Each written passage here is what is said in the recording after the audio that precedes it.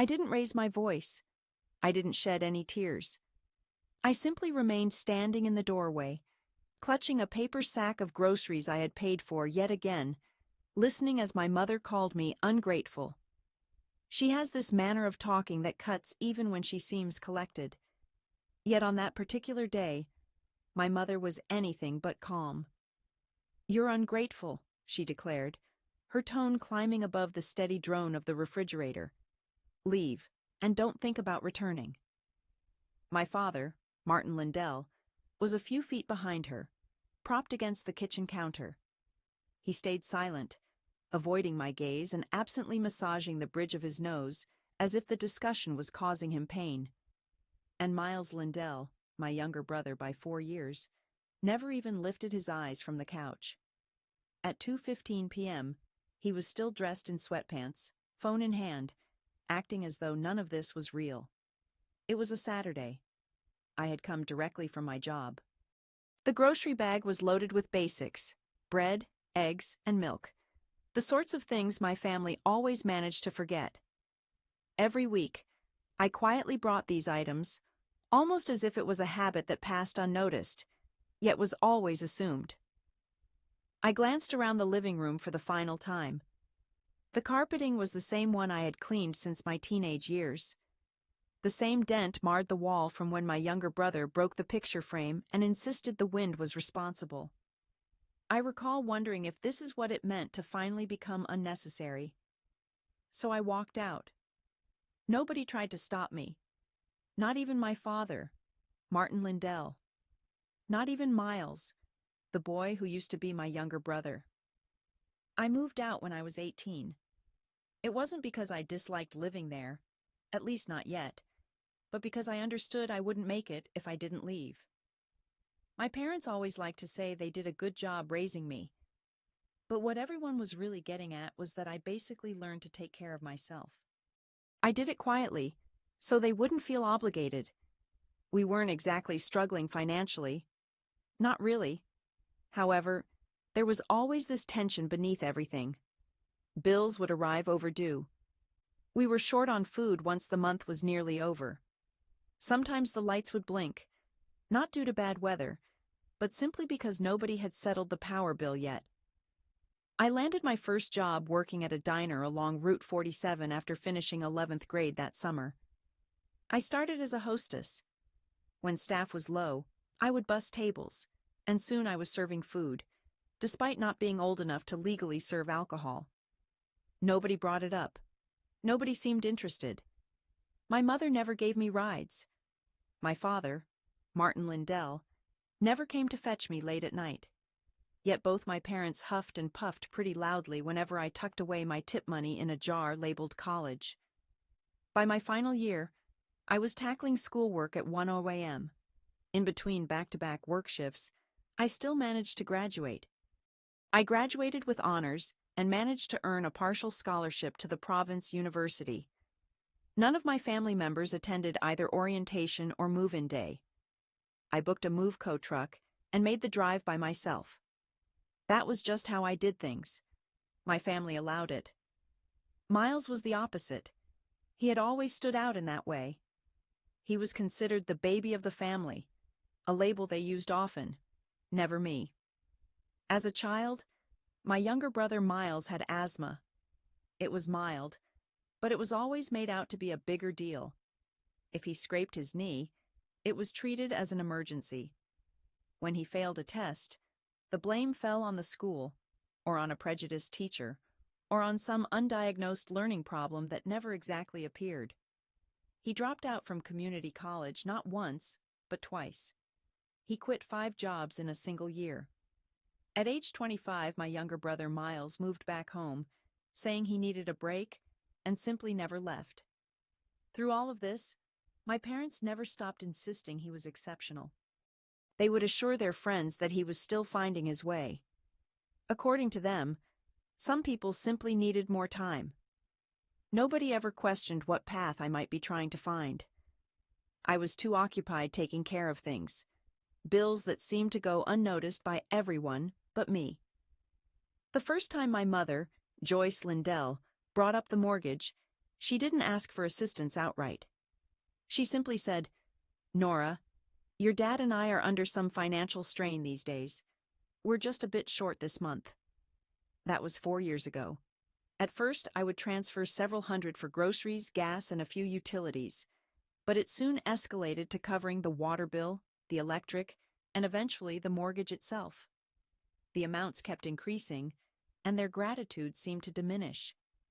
I can't even pinpoint when taking over the entire payment became my responsibility.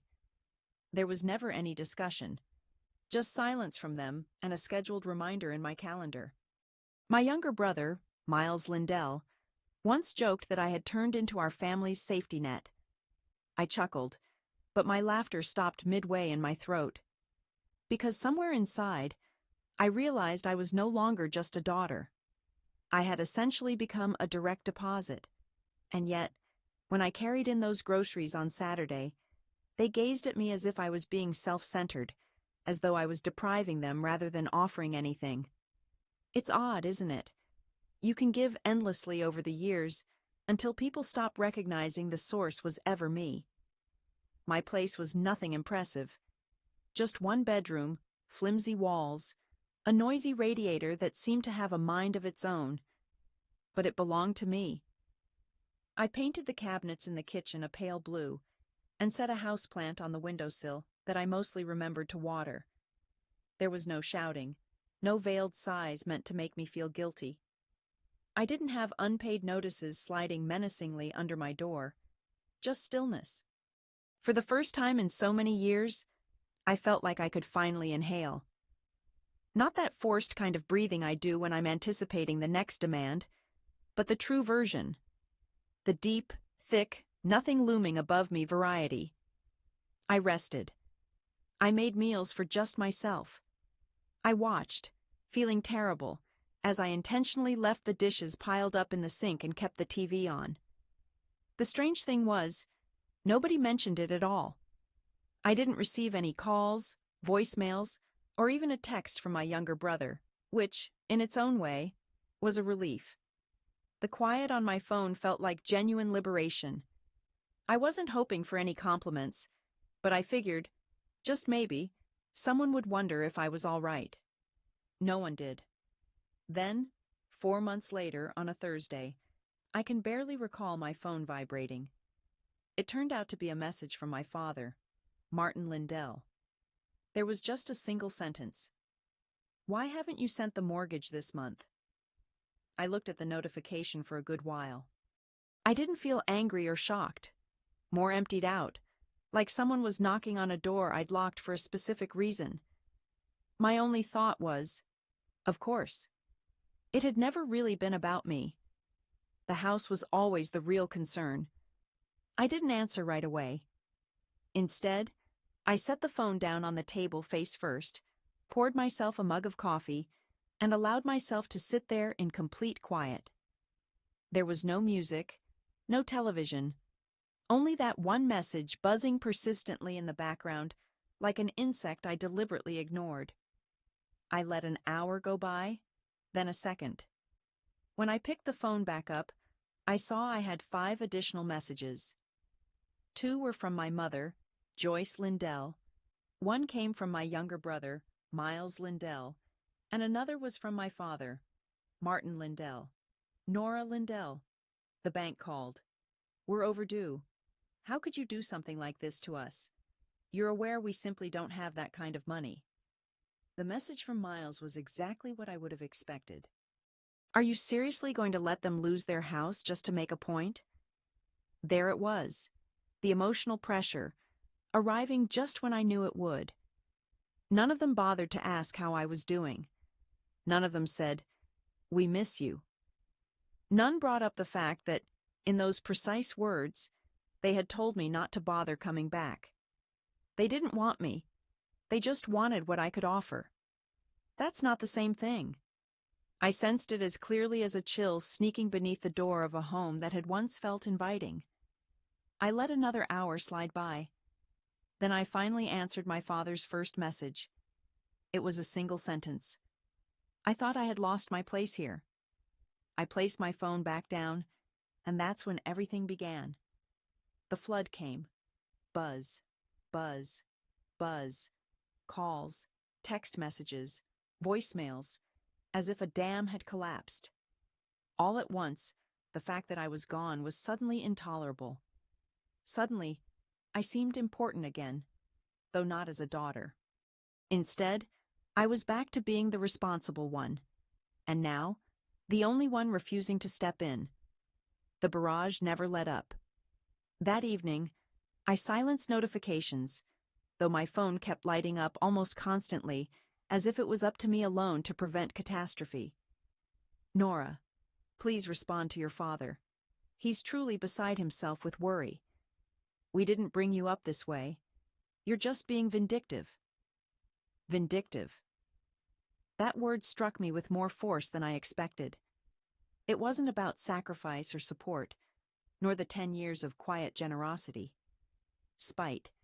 It sounded as though I had denied them something they believed was owed to them. At 1:30 a.m., my younger brother called my phone. I chose to ignore the call. Afterward, he left a voicemail. Nora, please, this is real. They're panicking. The bank is stepping in. I have to handle this. Handle it.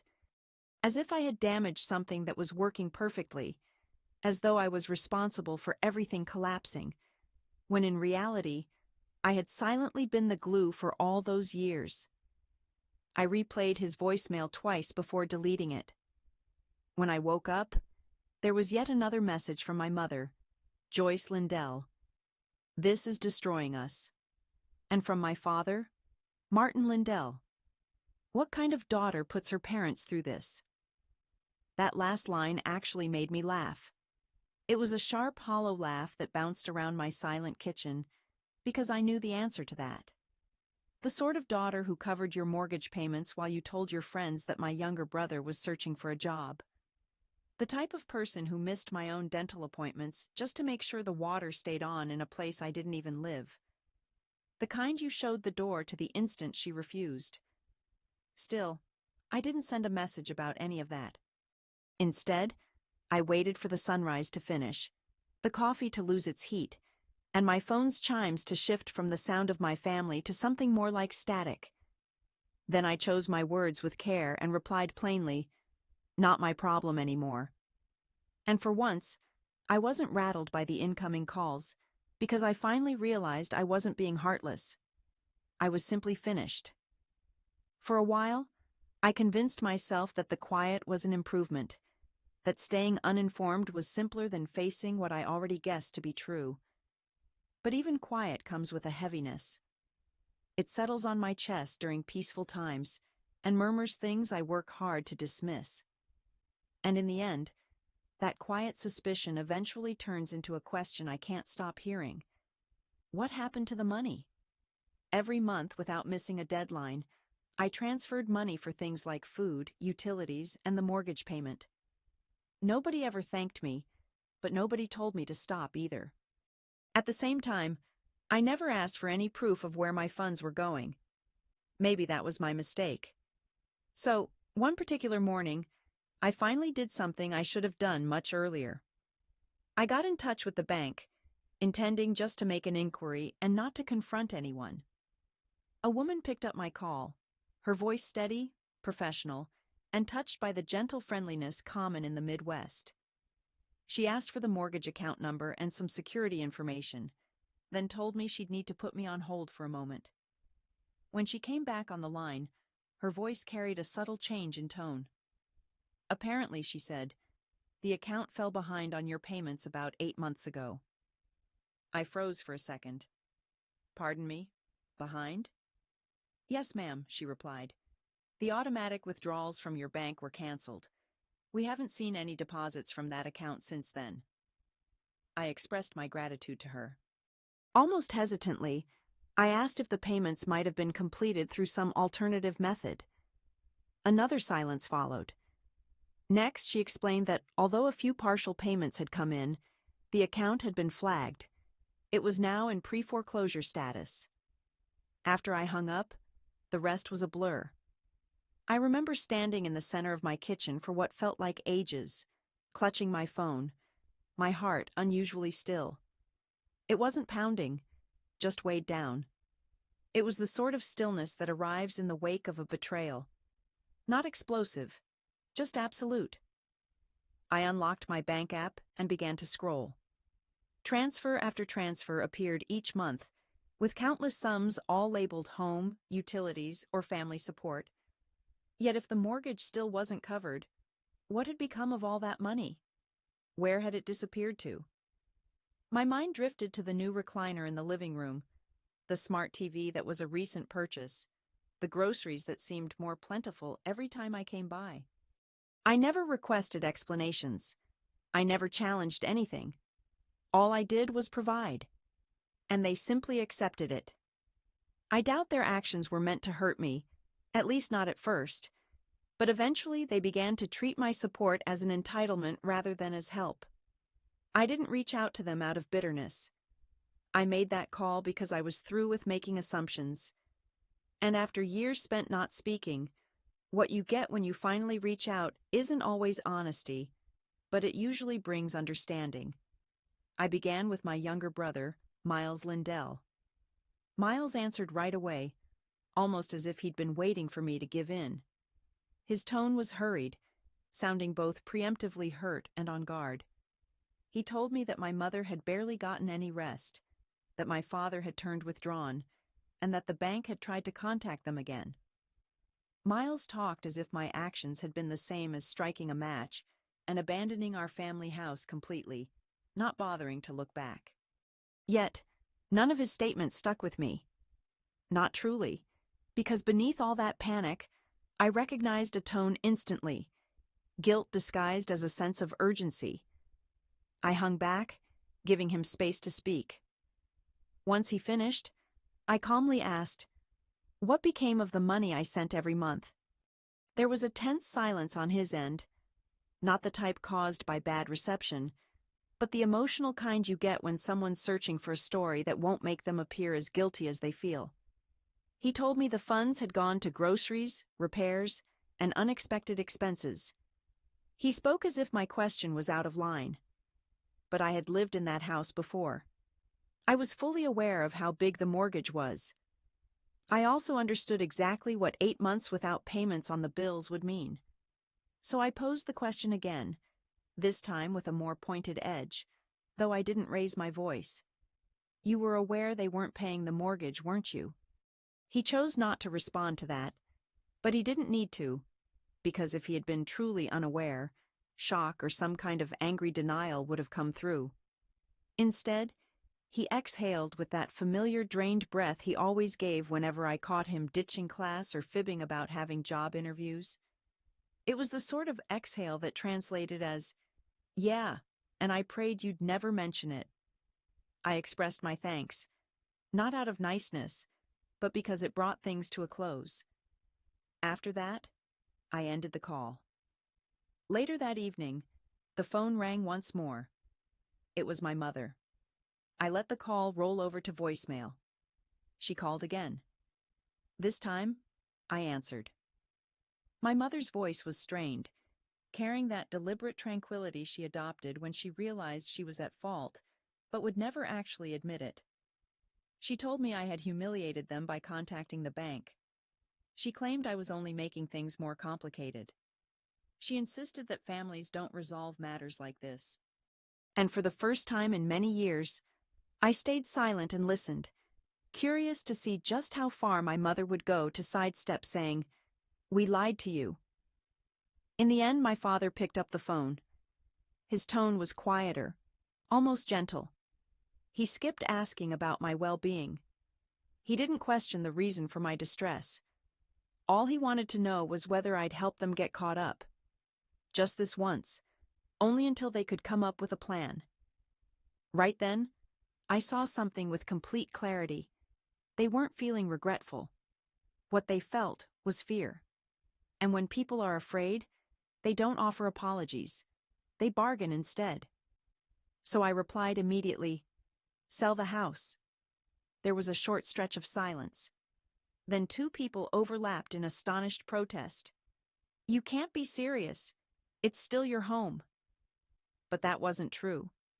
maybe it had never really been true. When I woke up the following morning, I found my phone flooded with alerts. Messages, voicemails, missed calls, some frantic, others furious, a few trying to sound unruffled. I didn't check any of them. I already sensed what the letters would say. They'd insist I was heartless, that I was cold, that I'd abandoned my family. But that wasn't true. They were the ones who walked away the instant I ceased to be valuable to them. I brewed a fresh mug of coffee, sat down at my own kitchen table, and watched the ribbons of steam curl upward as my phone rattled on the counter, as if trembling with the remorse I refused to accept. After that, I opened our longtime group chat, the same thread we once used to arrange birthday plans, send reminders, and add to the grocery lists that somehow always wound up as my responsibility. I chose silence. I left without fanfare, simply changing the name of the group from family to closed account, silencing alerts, tucking it away, and erasing their contact information. It wasn't a move made out of spite or even heartbreak. It was born of realization. For when someone makes it clear my worth is only measured by what I provide, the kindest thing I can do is quietly exit. I then spotted something on my countertop. A white envelope, unbroken and untouched, bore my name in my mother's distinctive script. I imagined she had delivered it on the day she and my father both still hoped for my return. I weighed it in my hand, considered breaking the seal, and then tossed it into the garbage. No theatrics, no hidden notes, just the simple act of discarding a piece of paper. In that instant, without an audience, no one holding on, nobody accusing me of being selfish, I experienced a sensation I hadn't felt in years. I felt light, almost as if gravity let go. My departure wasn't because I no longer cared for my family. I walked away because their affection was reserved for the version of me who took care of expenses and stayed silent. The moment that version vanished, so did their meaning of family. Some would call that heartless, but there's nothing unfeeling about safeguarding the aspects of myself no one ever tried to nurture. I don't require their comprehension. I only wish they'd let go of the act. I sometimes wonder if they even noticed my presence, since I was there day in and day out, month after month, up until the point I vanished. And these days, at last, the quiet I always brought with me is something they finally acknowledge instead of ignore. If you've ever found yourself lingering in a place that cared only about what you could offer, walk away and know that's enough.